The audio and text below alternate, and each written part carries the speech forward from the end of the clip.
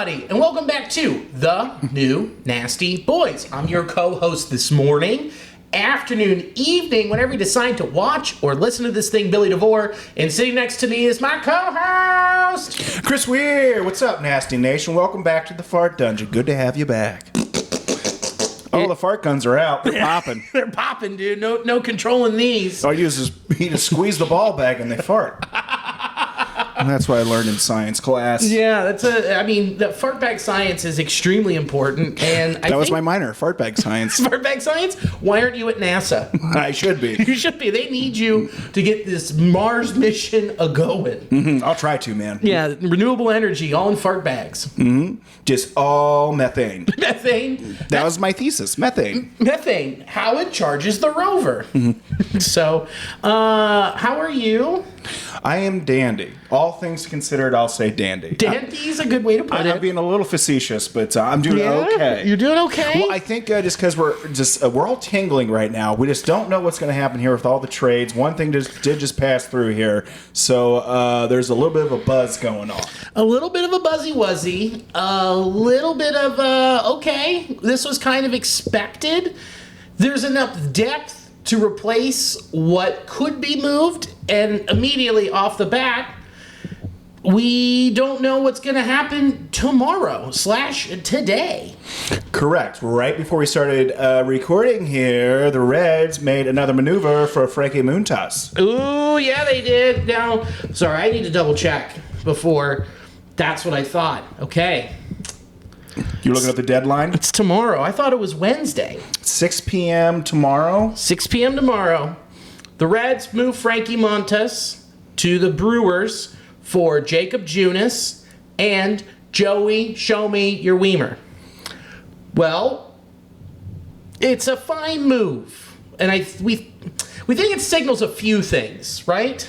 Yeah, there was something that you pointed out that we seem to think indicates another transaction on the horizon here. So I was looking at Jacob Junis' numbers here, and Jacob's spelled real weird, so I'm really uncomfortable. It was very harsh. Those consonants didn't look correct together. Yeah. So I would rework that decision. We could maybe move some letters around. Maybe trade some cash considerations for a couple extra vowels or something. Yeah, if we could just move that K for cash considerations and maybe 23rd, 24th prospect in someone's system that has a C and bring it over, that'd be great. I'd be a lot more comfortable. But that K right in the middle, I'm really iffy about it. Yeah, that's really going to not go well in our system here. The stuff plus on the K, little low. Gonna throw some ripples in the wave. Gonna throw some ripples in the wave. But looking at it, seeing what he's done in his past 5 games, a lot of stuff where it says 2 innings pitched, 3 innings pitched, 2 innings pitched, 3 1/3 innings pitched, 2 2/3 innings pitched, which makes me think, without looking too deep in the Brewers, this guy's an opener or he's a long middle relief option. Who do we have in our organization currently that fits that role? Could this man maybe go by the name of Nick Martinez? I think you'd be correct there. I think it is. Nick Martinez is not going to be a Red on Tuesday by 6 p.m. I would agree with that. That was something that was kind of like forecasted, but this kind of solidifies it here with the Frankie trade that we have going on. Yeah, it's kind of like you're trading for the Nick Martinez we have at home. Yeah, exactly. We already have a Martinez at home. No, we only have sideburns. We only have Jacob spelled weird. Hey, we have him at home. But he's got blisters. Get in the van. He smells. Junis is too close to Juniper. It makes me uncomfortable. Where's the gin? But I mean, that's okay. So you're getting that for him and knowing that hole is going to be filled. Maybe well, maybe not. I mean, in those innings that I mentioned, he's given up 4 runs. And his last 2 appearances in the last 5 innings, he's given up 0 earned runs. That's amazing. And considering some of the recent follies of the Reds bullpen, granted, in the grand scheme, they've been pretty good. But when we're breaking down, like, just finite, these, like, little innings here, the Reds could use somebody like this. Yes, they could, especially since they're getting rid of their stopper. I mean, Nick Martinez is like a 1.89 ERA on the year out of the bullpen. Yeah, he was a guy that really calmed things down, and he was very successful in the role that the Reds were putting him in lately. God, yeah, he was. And it's going to suck to see him go. But if you can get a haul, which I think they're going to get a haul, considering that we gave up Frankie Montas for these two dudes, and one of them's sliding right into another spot that's going to disappear, and then Weimer giving you more outfield depth in AAA. I mean, he has the same kind of profile as Hurtubise, where it's like, guy can slap the ball, not a lot of power, but he's super fast and has a great glove. Yeah, he can fit into the other sorts of components that the Reds have with their whole, run fast, play hard situation. Yeah, and again, this is for a guy that, you have August and September. Mm-hmm. And so you're getting that for 2 months of Frankie Montas. Mm-hmm. That's pretty good. I like it. And this isn't like a trade that's really like, it doesn't send a lot of ripples through the organizations, but we are forecasting this as another trade to come, and we'll see how this combos out here. Yeah. And also, thank you, Frankie, for your service. He was great with the young dudes. Okay? Thank you, Frankie. Taught Hunter Greene that splitter. Exactly, and that's why they signed him. Exactly. Yeah, that's so rad. So we appreciate your time here. Yeah, he taught the boys how to be men. Exactly. He showed him the ropes. He showed him the ropes, showed him his dick, and said, "This is what you do. This is what happens." Yeah, there's gonna be some bumps on there. There's gonna be some bumps in the road, bumps on my hog. We're moving on. Okay, check out how I grip this splitter and my hog. Oh, what's with all the dead skin? That's experience. Is that pine tar? No, spider tack on my left nut. But dude, yeah, I mean, like, you gotta be overall pretty pumped and feel good that you're getting something for somebody who honestly has not succeeded in the past couple months for the Redlegs. No, literally right before the trade, we were talking off camera here about what really is the market for Frankie, because the past couple outings he's had has not been something that you want to see from somebody that you're thinking about trading. He did enough to really harm what his value will be, but there's still, I guess, a lot of interest in starting pitching, so he was moved, but it's going to be, again, waiting to see what the other end of this potential two-part deal is going to be. So yeah, I mean, he, against the Braves, had 4 1/3 innings, 4 earned runs, 10 hits, 3 walks, 6 Ks, and you go, all right, but he's a veteran and he's been there. Mm-hmm. I guess that's the only thing you're looking at? Yeah, he does seem to be someone that relatively is calm in situations and doesn't let the moment get too big. However, it seemed to be like a lot of stuff was getting flat, and at times I couldn't tell, maybe the moment was pressing on him a little bit. So I still think he still has some good baseball left in his arm there. So hopefully he can get some good stuff. Well, not with the Brewers, but I was a little. I didn't see him going to the Brewers. I didn't either. I was kind of thinking the Orioles, but they made a couple moves for middle rotation arms, so kind of took them out of the picture. I wish Frankie all of the worst in a Milwaukee Brewers uniform. Nothing but pain and suffering and dingers. Thank you for your time here, but now you're with the opposition, so fuck off. Sit and spin, buddy. So yeah, I mean, it's cool. It's cool. Good for him. He gets to go to a team that is most likely 100% is definitely going to the playoffs. Yeah, congratulations, Frankie. We do appreciate you, but that is such man, say we don't have to face him in the playoffs and Frankie's on the bump in a playoff game. I hope that he pitches extremely well. Yes. So that way he gets paid in 2025. That'd be rad. That's just another thing you get familiar with being in a Cincinnati sports franchise. You get to root for your players once they go on to better organizations. Here's the thing, though. We see him again in September, and I hope we see him. Oh, yeah. I hope we see him and just knock him out. Dude, just light him up. It's like 3 1/3, 16 hits, 10 earned runs, 5 home runs. Oh, I'd love that. See Will Benson plant a splitter in the drink. That'd be awesome. Oh, that'd be amazing. Oh, that'd be great. It would be awesome. But there's more coming up, too. I guess we might as well just keep getting into it. Okay.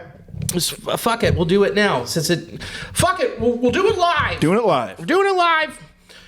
Okay, so we're saying Nick Martinez is going, and Frankie Montas was supposed to start today against the Cubs. So, I mean, is Lyon Richardson getting the call? Maybe. They called him up for the 28th man in Atlanta. That makes just as much sense as what it would pushing the order up. So that seems to be like a good solution. Yeah, I think so. I think that's what you'll see. And see how he does up here. I mean, he had a taste for it last year. A taste for it. He's learning. I love that. Very delicate on the tongue. Yeah, GABP, earthy tones. No, I mean, he had a little taste of it, and it didn't go all too well, but hopefully this year it would go a lot better. If not, and we all kind of have hopes and dreams about who's next in line. Yeah, we do. And I do think that's right. You're going to need to start showcasing some arms potentially here coming up for the end of the season when you expand the lineup. So we may see some, Ryan Richardson. Ryan Richardson, Lyon Richardson, and then Aguilar would be next. Mm-hmm. But come on, who's third? Brett Lauder. Come on, throw him up here. What you got to lose? You know, you would still have rookie eligibility. Brett Lauder. He would still have that maintained going into 2025. And what you're saying is, well, is this kind of see what happens, see if the bats get hot, we stay afloat and go on a run and then get into the playoffs possibly, or this is where the fifth spot's going to be. It's us figuring it out. Yeah, and let's be clear that the reason why the Reds have been losing as of late has had nothing to do with pitching. I mean, you could really nitpick some situations, but they're in these very tight races because the Reds aren't scoring a lot of runs. So if you introduce some, say, a Brett Lauder, throw him up here, throw him in the bullpen, I don't think it's going to have a negative effect as much as it will be the current Reds that are in the lineup. Yes, and on top of that, he can be the fifth starter, right? Or you're waiting because we still don't know what's going on with Brandon Williamson. If that shot in his shoulder took, is he going to pitch this year? Have they shut him fully down? You don't know. So if he shut down, stays on the 60-man, and line doesn't work out, Aguilar doesn't work out, then right next up in line is Brett Lauder. Has to be, get the ball rolling, figure it out. And then with Nick Martinez moving, you've had some really good outings from Tony Sintian. Mm-hmm. He's looked really solid. And then, this sucks. I still can't say it. Josiver Zuleta. Mm-hmm. I think I nailed it. You did great, man. Thanks, dude. I really needed that encouragement. I couldn't say Lyon Richardson. That's extremely tough. Mm-hmm. Doesn't sound right. Is his name really Lyon? Yeah, Lyon. I ain't lying to you about this Richardson. Get the hell out of here. Okay, I'm going to go. But I've liked what he's done. And then you've got Zach Maxwell in AAA. And then Ian Jabot is going to be back soon. And Emilio Pagan's going to be back soon. Like, you're going to see... You are going to see... what is it here? Ian Jabot... August 8th would be Emilio Pagan, sorry. And then Ian Jabot would be late August. Okay. So there's two other bullpen arms that you have to come up and fill those spots. And it's not like they're just like, these are warm bodies. No, they were crucial parts of this Reds club with Ian Jabot last year. And Emilio Pagan was a big signing this year. Yeah, those are great parts just coming back up at the end of the year. Yeah, so you can swap those out and still maintain this level. Yeah, you're only going to improve with those arms joining your bullpen there. So yeah, that's great as far as the pitching is concerned. Yeah, so you can trade these parts, kind of build and see what you can get, and kind of probably get some AAA and AA depth, because clearly they need it. They have not played well, so they just need like an improvement there. But that's just overall development depth that no one should really give a fuck about unless you're a dork like us. Yeah, I mean, this is where these conversations come about here. Is this when you start to finagle around with people's prospects, see what everyone has to offer. So, I mean, this is kind of an exciting thing here if you like it in the nitty gritty of all this. So, I mean, I'm having fun seeing what's ready to happen. Yeah, I am too. Do you think Lucas Sims goes? I can see that. There's a handful of moves that make sense. Like we can break down like quite a few possibilities that on paper would make sense. So if he gets dealt, it does make sense. It makes sense. He's a free agent next year. He's a spin rate darling. There's a lot of teams that would be like, man, I'd love to have him in my bullpen. Yeah, I think he'd be a great piece to trade to other teams because of those numbers that people are looking at. I think that really does increase his value, even though he's had some rough outings, but I think he is definitely a valuable commodity to some teams that we could mutually benefit from. Agreed. Buck Farmer, I mean, he gave up that dinger tonight. He's been overall above average. Mm-hmm. Do you think he gets moved? Because he is also a free agent next year. I mean, potentially. We're going to have a few more arms coming up that are going to be healthy in the bullpen. And if, like we're talking about, moving Lyon Richardson, Rhett Lauder, we do have answers if we get rid of these pieces. Right, and that includes Justin Wilson. That's my last one. And that's the one that's constantly... All of those guys have been reported since they are on 1 years. Mm-hmm. And they aren't hurt, which includes Brent Suter and Emilio Pagan. So you also potentially could get Suter back by the end of the year. Yeah, he has a track record of recovering much quicker on his injuries. So for better or for worse, he has a history of recovering from his injuries quicker than normal. Correct. Yes, because he isn't like doing max effort. He's not like, I'm throwing 98. No, he's like smart and places stuff. So he's not putting as much wear and tear on his body. Yeah, so he can be a guy we'll see towards the end of the year here. Yeah, you will probably see him back mid-September. Okay. Would be the best guess with that weird muscle in his back and shoulder. Mm-hmm. The one we learned about last week. I'm not putting anything there. That's fun. No, there's a dick right there. Just boop, flash. So yeah, I mean, that's a good chunk of your bullpen, but at the same time, like, you got young arms to fill it. And if you're going to say that you're not punting on this year, but you're also listening to offers, that's what it's going to look like. Yeah, and for excitement value, let's see Rhett Lauder. Come on, man. Come on, you got to give us something. Yeah, towards the end of the year, why not? Yeah. What do you have to lose? Oh, no. Oh, he got hit around. Oh, no, he's in his head, and then he becomes Connor Phillips. No, that's not going to happen. No. He's way too polished. Yeah, and also too, like, it's towards the end of the year. He has some time to ruminate on it. It'll be fine. He'll be better next year. It'll be good experience. Yeah, bring him up. It's almost like what the Reds did with Tyler Mahle. He was in Double A, and they brought him straight up to the bigs. That's what they did with Alexis Diaz. He was in Double A, brought him straight up to the bigs. Why not? Yeah, it's not like they're having him start off the season and then giving him the opportunity to fail and then be brought back down. It's the end of the year. Yeah. What do you have to lose at the end of the year? Right. And it's also the same reason why the Reds brought in Ty France. There we go. Why not? He's on waivers. You traded your eighth catcher within the organization, and you also got cash for him.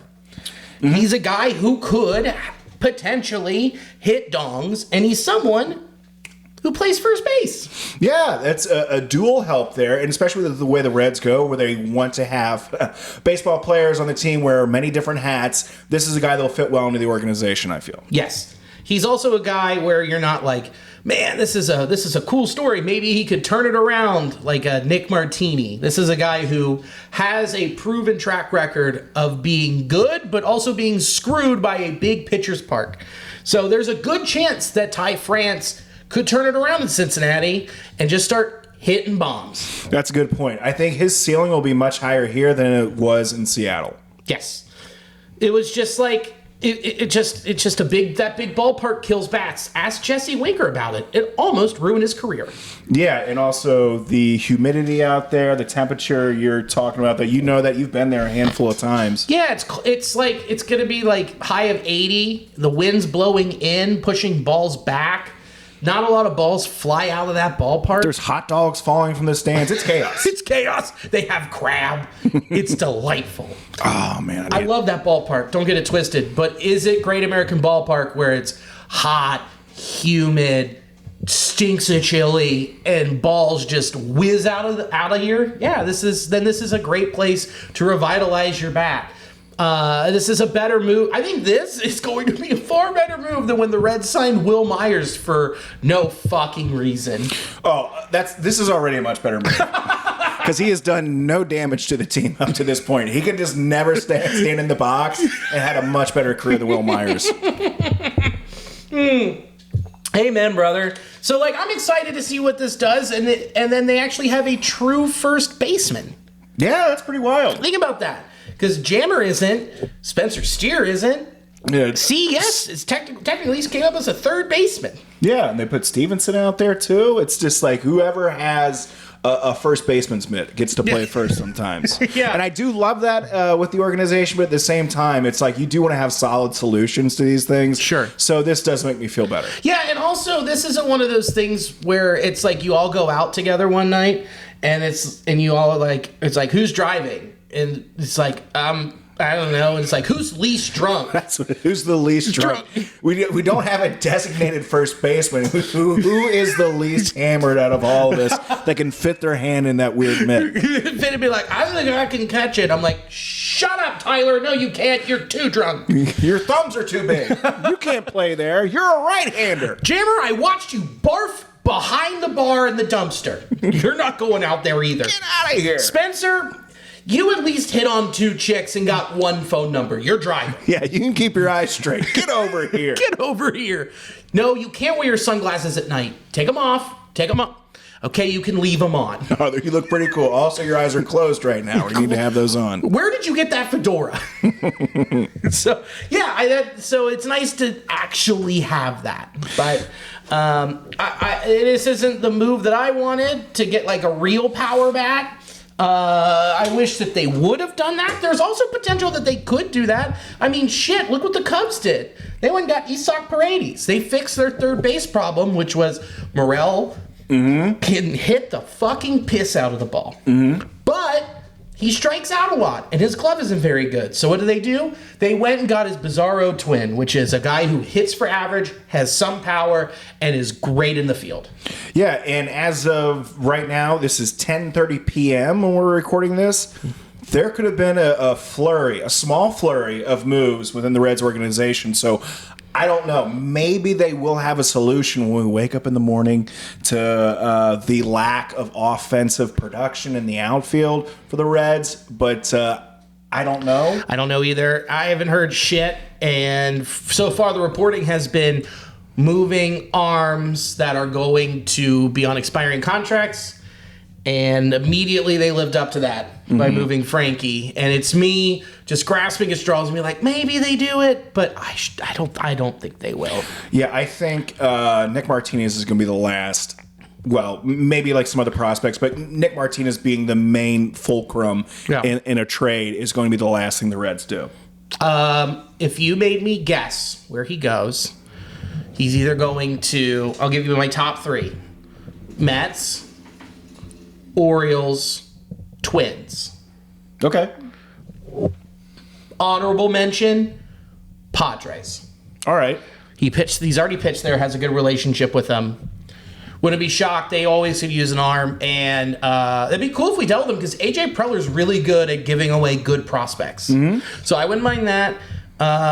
Baltimore, they need another dependable bullpen arm, and so do the Mets, and so do the Twins. And we've worked already with the Mets and the Twins in the past couple of years, so we'll see what happens. And we fleeced the Twins already. Yeah, we can do it again. We'll do it again. Come on. Open up. Give us some more prospects.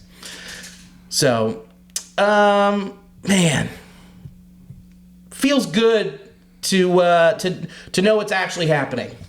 Yeah, I'm glad that this happened like immediately after the game. Yeah. That got released. So I thought it was nice that they waited and then put it out immediately. And so good on them. I'm anticipating one more, late night trade or early morning trade to be solidified. But Yeah, the Reds did something, and we'll see what happens tomorrow morning. Yeah, we'll see what happens. We'll see where it goes. But overall for the week, the Reds went 3-2 on the road trip. And then they came home and they took care of the lowly Cubbies and beat the shit out of that organization that spent over $250 million to be worse than the Reds. Ah, it felt so good. It's so nice. It is so nice. And honestly, after trading Frankie, it kind of burns a good chunk of what I was going to say about being upset and where this is going, what are they going to do, but because now we know what they're going to do. It looks like they're living up to what the reports have been. So I'm at peace, but who shouldn't be at peace is Hunter Greene. He has pitched so well this year. He has truly turned the corner. Goes to Atlanta, 7 innings pitched, no earned runs, 2 hits, 3 walks, 7 Ks. Amazing. Yeah. The pitch mix, 57 fastballs, 48 sliders, 7 splitters, 112 pitches. He had 11 whiffs and then 18 called strikes. He's getting it done, man. You can see his confidence, especially since the All-Star game. You could see like how he's pitching very well. Before that, his All-Star outing, All-Star game, whatever, you're under all these bright lights. Fun situation. Didn't have the outing he would probably have liked. But I think it did flip another switch in him. Like, I do belong. I am the player that I am performing as. I'm Hunter Greene. I'm going to go out and keep building. And he's just been dominating, and you just love seeing him figure out who he is as a pitcher. He's like, no, I love throwing the hard stuff, and I'll have that splitter in my back pocket whenever I need it. And so he's just been figuring out who he is and just keeps building, and it's wonderful. And the thing is, we'd be talking about him so much more and be getting so many more roses if the team was winning with him. If only, because then he went to Tampa and 7 innings pitched, no earned runs, 2 hits, 1 walk, 5 Ks. And you know what's insane about looking at his slider compared to what it was last year? What's that? He's throwing at 87. 87.8 is the average speed for that. Remember he was throwing at like 91? He's figuring out like how I think he's figuring out the difference between having the velocity shift and seeing the lack of solid hits in swings and misses. Yeah. Once he's introduced, since he's introduced the splitter, I think he's seeing a different set of numbers coming back to him with the batters. It's like, oh, I'm actually getting him out with this stuff a lot better and making a lot of weak contact. So I think you're just seeing him evolve all the time. Yeah, he's got a better feel for it in general, and he's snapping it more, it's spinning more instead of just being a flat fastball. It is like fooling folks. It is dropping harder, and then the splitter breaking away, which on Sunday he threw it 12 times and threw a splitter 28 times, fastball 60. I mean, that's what you want to see. That's it, and it's breaking down in the zone, and it's making people miss, and it's fooling them hard. Here's what's infuriating, though. Yeah. Hunter Greene's last 5 starts from uneat_reception4198 on Reddit, the hellscape of the internet. Hunter Greene's last 5 starts, .57 ERA with 35 strikeouts in 31 2/3 innings. The Reds are 2-3 in those games. Edit, in those games, the Reds scored a total of 4 runs. It's unbelievable. 4. That's not a lot. That's like bad. That's 1 less than the amount of games they play. So that's infuriating. And so when you see all these great numbers Hunter Greene's putting out there and you see that it's not translating to wins, one, it sucks for him, but then you're thinking about, like, how is the team doing this? Where's the fucking fire to be like, dude, that's our ace going out there. Let's go bash for him, bro. Let's get out there. Let's come together and let's get this dub because we know our dude's on the bump. Yeah, your ace is the ace for a reason. Like, it's your best pitcher, your highest probability of getting these wins. And you look at this, you're It's just these perplexing numbers that the Reds are putting out there. Similar to like how many times they're losing one-run games. It's just like you look at this and it just doesn't make sense. No, it baffles me. It just truly baffles me. And it's not like all 5 of those starts, the other teams are like, let's put a lefty on the mound and really mess with him. Mm-hmm. Yeah, there was no one thing like standing out other than just Hunter Greene being on the mound and the Reds getting a limp at the plate. I don't know what it is. Fully limp, dude. Just in their hands, standing at the edge of the bed, like, I don't know, babe. It's not you. It's definitely me. It never happens like this. I swear. Never. No. Yeah. No. Yeah. I took the chew. Yeah. No. I put it in my butt. Oh, that's where it wasn't supposed to go. Give me the rosin bag. Come on. Slap it around. How do you feel about choking me? Let me try from the other side of the plate. Yeah, no, you tie the rope to the doorknob and then I lean. But that's for another time. That's for playoff talk. That's for playoff talk. We'll never get there. I'll never come to that. So, that's funny. The next thing on here to talk about was Frankie Montas, and I underlined who honestly would want to trade for that type of production. And we know. Mm-hmm. Just for, yeah. So it's the Brewers. There we go. It's the fucking Brewers. Lodolo looked really solid in Tampa, too. 6 2/3, 2 earned runs, 5 hits, 1 walk, 5 Ks in the dub. The curveball wasn't as sharp and break towards the back foot as much, but his fastball was dotted at the top of the zone and inside on both righties and lefties. Yeah, I really like seeing how Lodolo and of course Abbott being able to, when they don't have the accuracy or feel of one of their pitches, especially a very good pitch with Lodolo with his his curveball, wasn't feeling it that much and was able to still get outs with his secondary pitches. Yeah, he's like, you know what, I can't attack you with my curveball, but I can still set it up for my fastball. Yeah. And he just pitched a little backwards, and it worked out. And also Tampa's lineup was depleted, which makes it even more infuriating that they couldn't get 2 in Tampa. Yeah, you just kept watching those games and thinking like, okay, when are the Reds going to pour it on? It just didn't happen. They could hardly break runs across the plate. No, it couldn't. And two of the starters had good outings. One of them, an elite outing, and the one that was elite they couldn't pull out. And Abbott did not have a good start. 4 innings pitched, 4 earned runs, 8 hits, 2 walks, 2 Ks. I mean, good Lord. His curveball got drilled, and I mean, fuck, it was ugly. Yeah, he does live up in the zone, but if you look at this grouping of pitches, especially that 4-seamer, that's middle. That's middle. Middle. That's middle. I don't think that's where you want to put a baseball. No, and of course, like he's great at getting batters to make weak contact, pop out. He lives at the top of the zone. However, when his pitches are leveling out, that's when it turns into batting practice, and that's what we saw. And they had to immediately pull the ripcord and get him out of there. They're like, "Yeah, you're done here, kid. We'll see ya." Because then he's not fooling anybody when he drops at the bottom of the zone. No, they're like, "Well, we know this is coming. We can hold off on that," and it just builds up his pitch count. He needs about 20 of those pitches to be an inch higher. Correct. Yeah, he became pretty quickly ineffective, and they started compacting the hits, which is a bummer. I'm a little worried. I think he might be getting tired.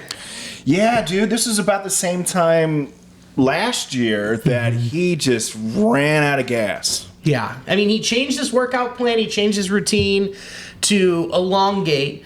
But again, he still has never pitched this much and at the big leagues.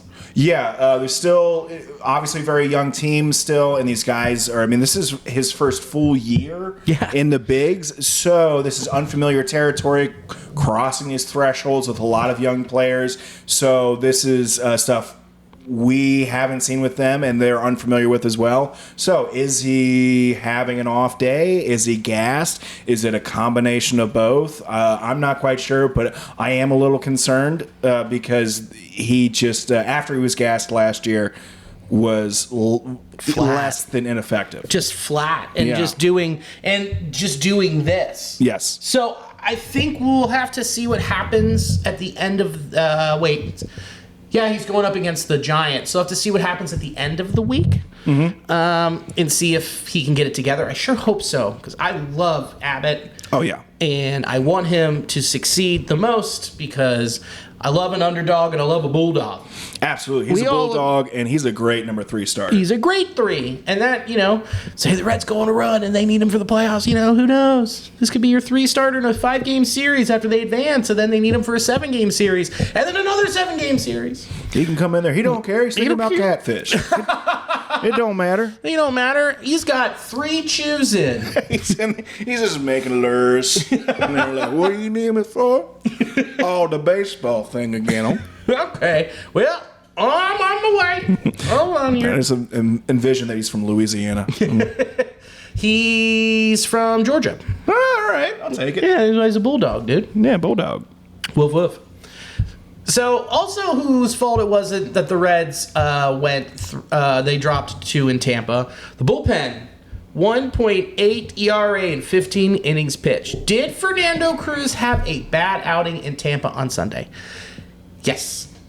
Yes, he did. It was not great. But also, shouldn't Austin Wynns not be out there with a he had a strained shoulder. Like he snapped something. I did not know that. Yeah. He said it hurt a little bit. I didn't know it was that bad. So that came into play when it was the strikeout wild pitch combination that would have been the 3rd out of the inning. And scored a run. Yeah, and Austin Wynns couldn't do the typical flip the mid around, block the plate, block the ball. He tried to do the old scoop action, kicked off the heel of the mitt, and then created the tying run came across the plate, and then eventually after we took Cruz out, another run came across. Yeah. He couldn't do what a catcher's supposed to do in that situation.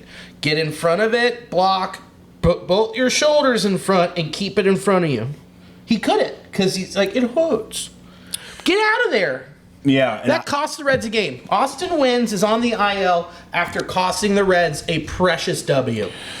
Yeah, and again, this is one of those things where the Reds weren't scoring. There was no offense. They should have done a lot better job of protecting a lead, and it just came down to these situations when nitpick is the word I was using before, but this was a very big moment, and it was a very cockamamie play of a strikeout, wild pitch, combination of just the catcher. It was more of a pass ball. He should have kept that in front of him. 9 times out of 10, a catcher's keeping that in front of him.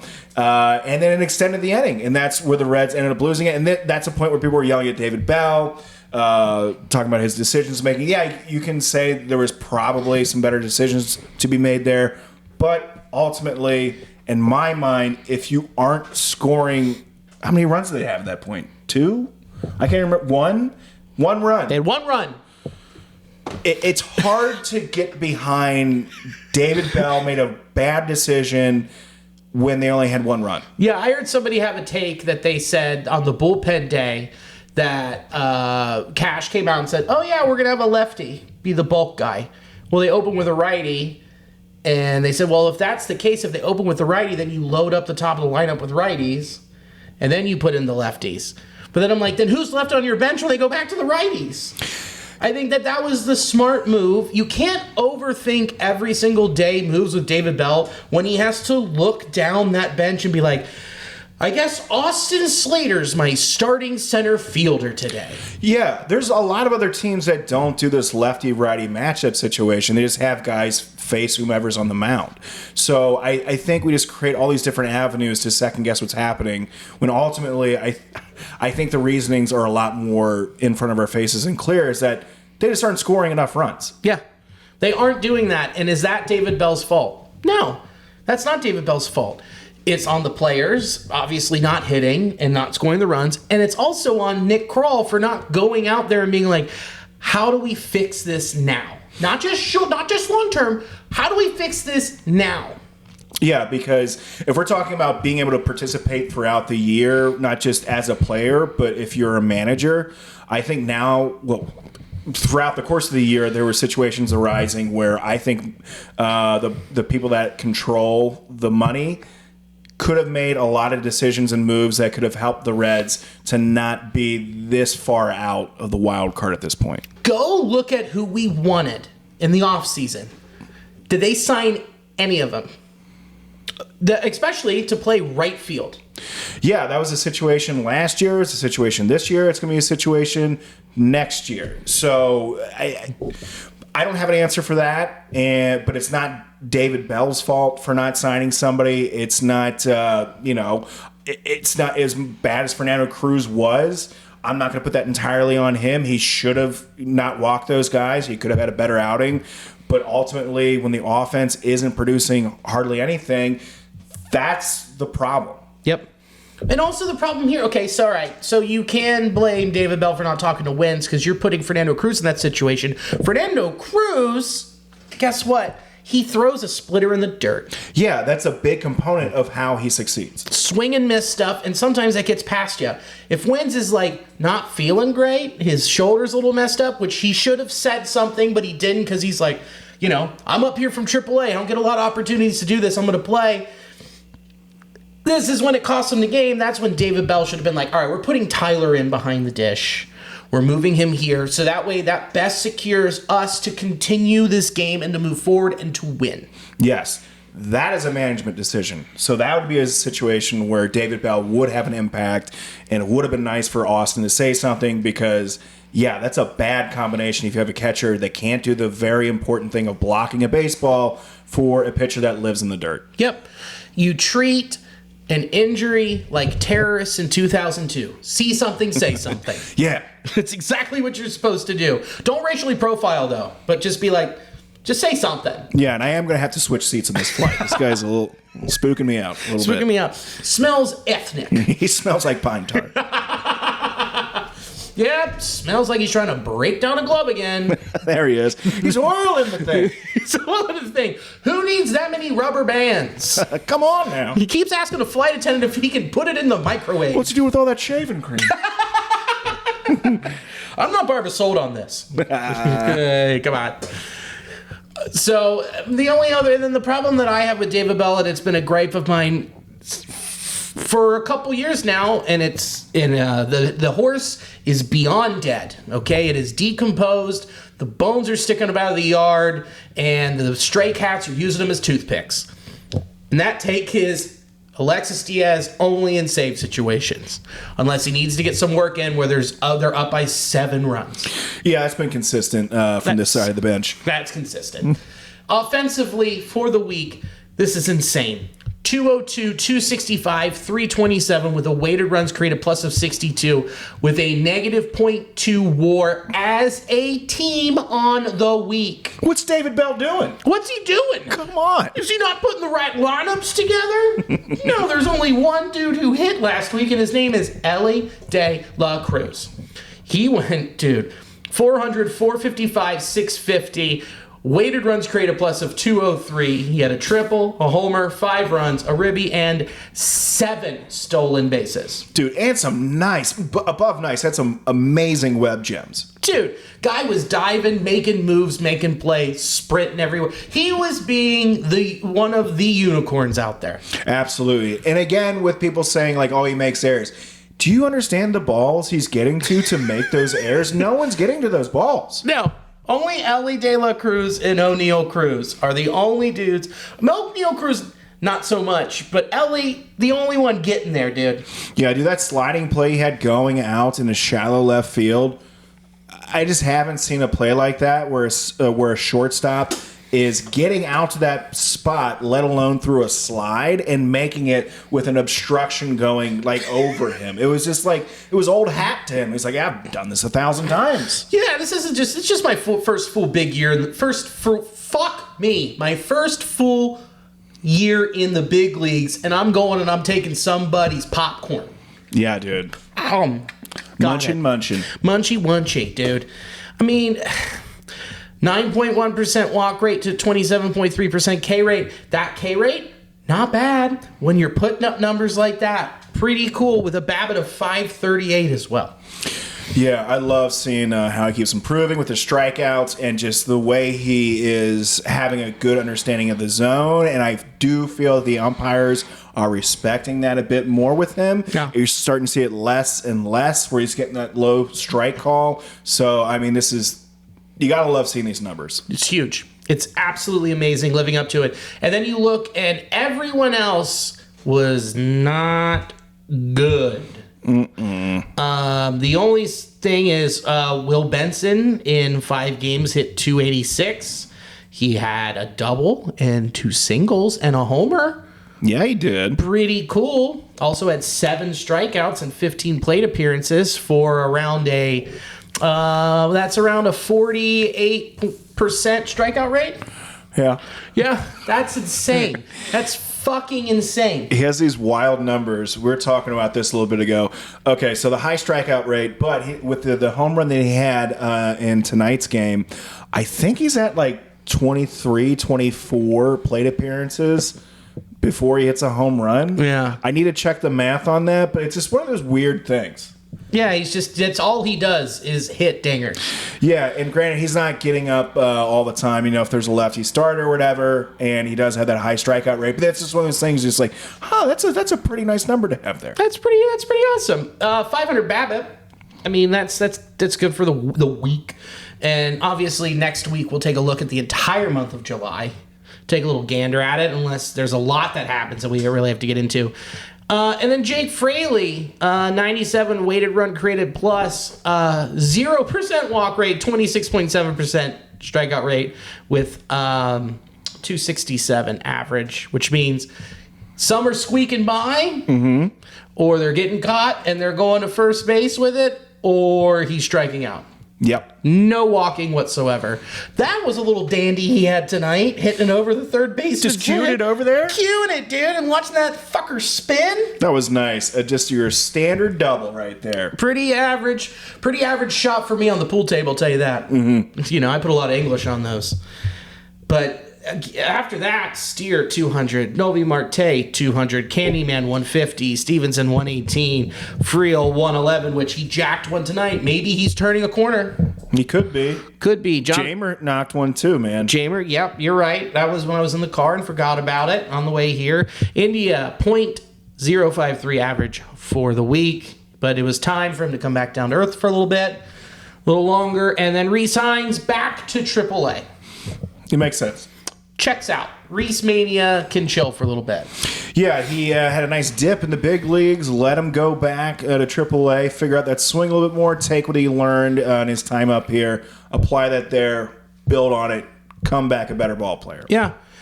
The problem here is you have 2 outfielders in Will Benson and Jake Fraley who need to just be one outfielder. Power, contact, gets one of them can hit for an absurd amount of power and hits a homer, like you said, every 22, 23, 24 at-bats. Jake Fraley has like 3 on the year, one of them including one last week. But also, has a 287 average. But does not walk. Benson walks. So it's like, can I get both of them in one? Because you can't, you end up sitting both of them against a lefty. So you're taking up a roster spot to have 2 players together that have the same flaw against lefties. Yeah, we need to have like that Dragon Ball Z situation where they go together as like one player and they got that nice Joe Burrow style hair now. And they just mash. Super Slayers. Super Slayers, dude. That's it. I mean, that's the problem. And then you're hoping and waiting for Novi Marte to turn a corner. I mean, he had a hit tonight. Man, his hands look so good when they're right. It's that his instincts, reading the pitches, but that foot that is that big, step, and he just flies open just a little bit. If he can keep that locked in a little bit and keep those hips, locked still, that's when he looks so good. Like there's some swings that he has where his hands just go through the zone so quickly, and he's such a nice, compact, strong dude. You're just like, this dude will track to be an amazing, corner infielder and just mash doubles and home runs. Yeah, and guess what, man? Let the bat and the park do the work for you. Yes. Don't overthink it. Just get back to having that swing, and what's really cool is you'll start getting on, you'll get some hits, the swing will come back, and then hit for power. Don't immediately come back and it's just been like, yeah, I gotta swing for the fence. Yeah, dude, your hands are quick enough. Wait back a little bit. Just start bat, meet, ball. Start simple. Yeah, and that's what we need him to do now. Mm-hmm. Just that's what we need everyone to do now is just chill and try and get on. Yeah, Tyler Stevenson had this amazing single tonight where he just waited back a little bit, kept his hands back, and just met the ball and flipped it into left field. Like, oh, it just looked so sexy. Yeah. Looks so smooth. And we have a lineup of guys that can do that at any point in time, as well as Jack at 420 feet in the outfield. Mm-hmm. Oh, that's amazing. It's amazing. It's fantastic. Mm-hmm. That's what you want, because that's what this team is missing from last year, aside from CES, Matt McClain. Aside from that, it's missing just get them on, get them over, get them in. And especially with Spencer Steer as of late. So going into the rest of this week, it's the Cubs 2 more times, trade deadline today. We'll see what happens, see who's moving, whatever. We already covered that, talked about it, but I did have written here Frankie Montas versus Justin Steele. If I am you, or I'm you, or if I'm anyone with any type of betting account, my pick for tomorrow and the one that I'm pounding, this is like what I would do for the week. Cubs first 5, no doubt. Steele's a lefty. What are they throwing out there? I don't know. Red's been terrible against lefties. Trash. They're throwing trash. So just hammer Justin Steele first 5. That's what I'm doing. Make money and you're welcome. But and then it's Hendricks versus Lodolo. And then the Giants are in town. Friday night is Jerry Garcia fireworks night. Ooh. I would rather be lobotomized than have to listen to any of the Grateful Dead or smell that much patchouli. Ooh, we don't like the Dead? It's not that I don't. Okay, here's the thing. It's not that I don't like the Dead, and I know you're wearing a Walking Dead. I know you're wearing a Walking Dead shirt. And my name's Weir. Be careful. Be careful. It's not that I don't like the Grateful Dead. It is the people. I understand that. Okay, you're a trust fund kid. Got it. Don't wear sheep's clothing when you are a capitalist wolf. I fucking hate it.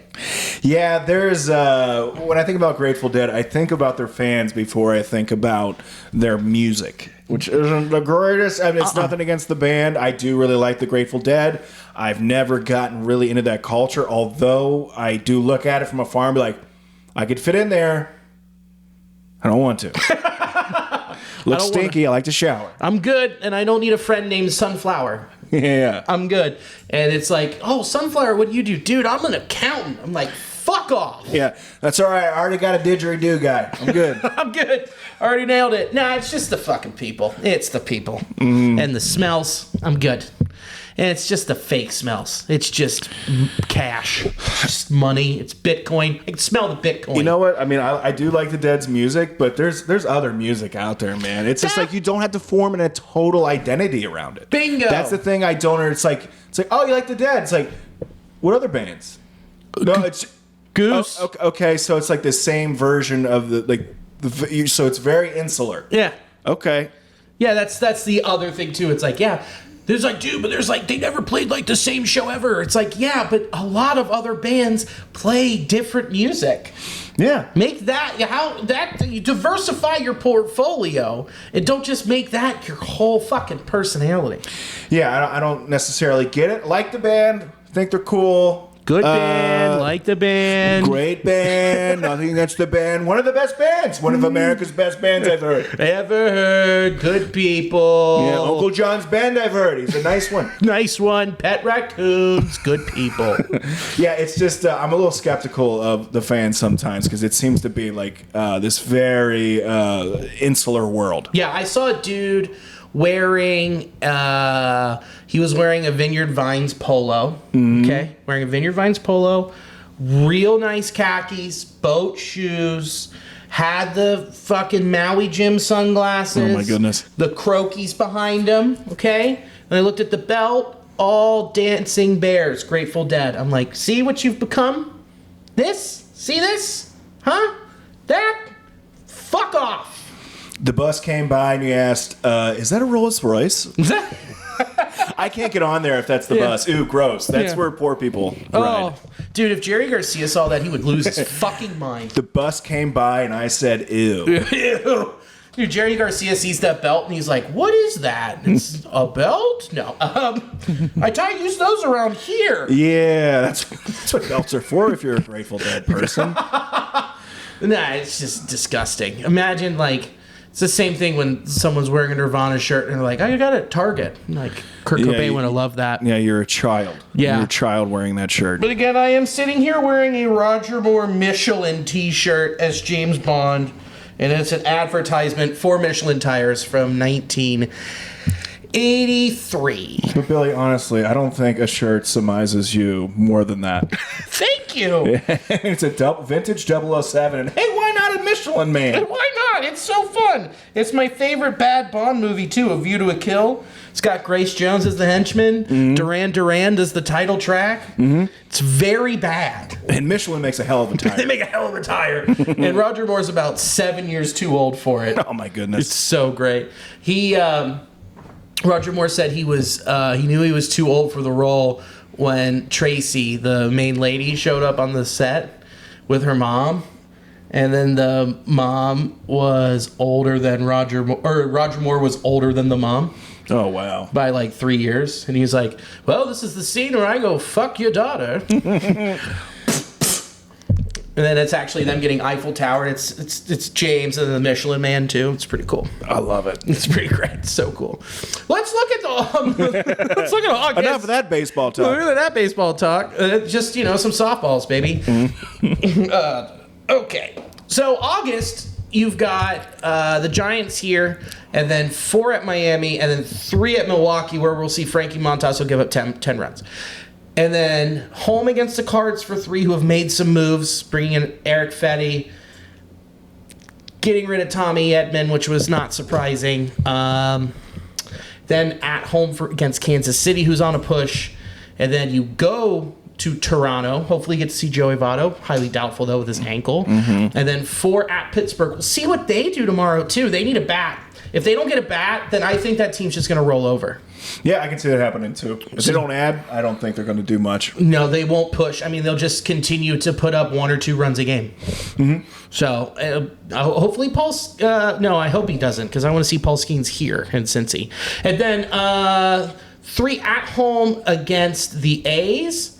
And then 4 at home against the Brewers. Word. So I like that month mostly. You have a lot of potential to do some serious ground, coverage here when you're playing this many teams in your division. I mean, what we got? Brewers, Cardinals, Pirates, Brewers again. There's a lot of opportunity there to be in charge of your own destination. Yep. And Destiny. I liked it, though, because guess what? You don't know where the car's going. You do not. You don't know. And you just want this team to stay competitive, stay in it. Because at this point, if you look at the standings right now, standings. I'm pulling it up. Wild card. Right now, the Reds are 51-55. They're 4 games under 500 with, 60-some games to go? About that. Okay. They are still 5 back of the Padres, which the Padres are off today, I believe. That is correct. They are off today. So, 5 back. I mean, you can make it up. I mean, at this point last year, how far back were the Diamondbacks? I'm trying to think. Like, it's not out of the realm of possibility to really cover some ground and make a wild card push, especially when you have this many teams in your division that you're playing this month. So the Reds are definitely still in it, but it is a very tight race. Yeah, this team, they haven't gone on a run. No. They have one in them. You can feel it. It's just. I have a theory. All right, and I think I know why they haven't gone on a run. Oh yeah. This team is still seeking their identity in general. I would for sure agree with that. Right? And it started with this year with the Viking helmet coming back and them doing it at the beginning of the year and then taking it away, and then they all go to the tunnel for a home run celebration. And then and you even saw it in Tampa. They're like, we're going to send Luke Maile out to do the cards, to do the lineup cards, anything to get this thing going. Like, they just don't have it. Yeah, that is something too when you see teams like switching up the lineup a whole bunch because they're trying to find some solution for problems that they can't quickly identify. And so, yeah, I mean, I do like seeing things like Luke Maley going out. That's a fun thing. But when you're dropping series and stuff like that, I mean, it might be fun in the moment. But, yeah, this team doesn't necessarily have an identity to get behind on top of all the injuries. But just looking at just how difficult it's been for them to, like, generate, consistent wins. Yeah, it's a swagger identity. This team was like cocky last year. Let it rip. America's team. Where's that moxie? Not at all. I haven't heard the America's team. I heard it twice. They went on a little run and then they stopped doing it. Yeah, I just think they feel like they don't have enough confidence to back that up. Last year they can go on a big run and they had a lot of, dynamic players, and this year was very fumbly out of the gate. And so, yeah, struggling to figure out who they are and trying to coalesce around whatever they think their identity is this year, but still not have a solid, understanding of what that really is. Nah, it's not there. It's just, and it's not there, and it shows on how series start and end. They're now 24-11 first game of series, and then it just falls apart. And they're 3-23 in one-run games, some crazy stat along those lines. I don't have it exactly right in front of me. Yeah, and then it was right around there. And looking at the Rays, they were kind of like the polar opposite of the Reds for the most part in those one-run games. And you see how huge those stack up when we've lost just about all of them. Yeah. And that could be a huge. I mean, we could be at the top of our division if we would have won, half of those one-run games. Yeah. So those do really matter.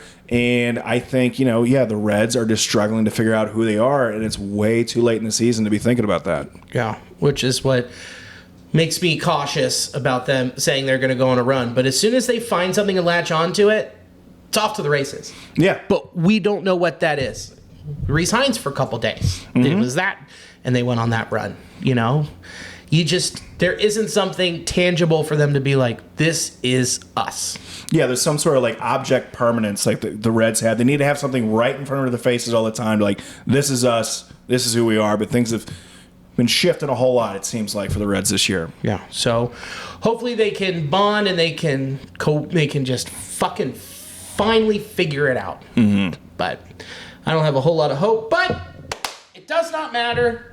We are pushing through and excited to see what happens on deadline day. Let's round third and head for home. What do you got, buddy? I will be, if you're in the Cincinnati area and you go out to the Commonwealth Sanctuary or the Comet anytime over the month of August, I'll probably be there. I got a lot of shows coming up there. And if you'll be in Lexington on the 4th, I might be there somewhere. I'm not sure. But that's all I got. What do you got, Billy? I will be at Great American Ballpark Friday and Saturday. Just going to be watching the games. You know the deal. If you find me, come find me and I'll buy you a beer. Nice. It's always the rule. But then, I really don't have much coming up on the calendar, which is pretty nice. Feels good. Feels good. Because at the end of the month is when I will be going to Italy. So it's kind of been hard to book around, and got some other stuff coming up later in September, and I think I booked something for November today. So we're getting there. Nice. Be on the lookout. Billy DeVore Winded. So very cool. Thanks to Sports Drink for hosting the audio of this podcast. It's pretty rad that they do that. They're a coffee shop in New Orleans. So awesome. InTheClutch.com. Check it out. We launched a shirt with Nick Castellanos on it. It says, "Have news, hit dangers." So in reference to anything tragic happening, Nick Castellanos will hit a homer. It's just what happens. So if the Supreme Court justice reform goes through, the day that it's announced, slam that Castellanos homer button, dude. Yeah, bet the over on the home runs with Castellanos that day. Oh, dude, slam it. So promo code Nasty Boys, all caps, get 10% off. And, dude, thanks for having me in the fart dunge. Oh, anytime, brother. Dude, ripping her and gripping her. Yeah, we did. Pushed one out. Push it out real good. And thank you for watching and or listening. And as always, go Red Legs. Go Red Legs.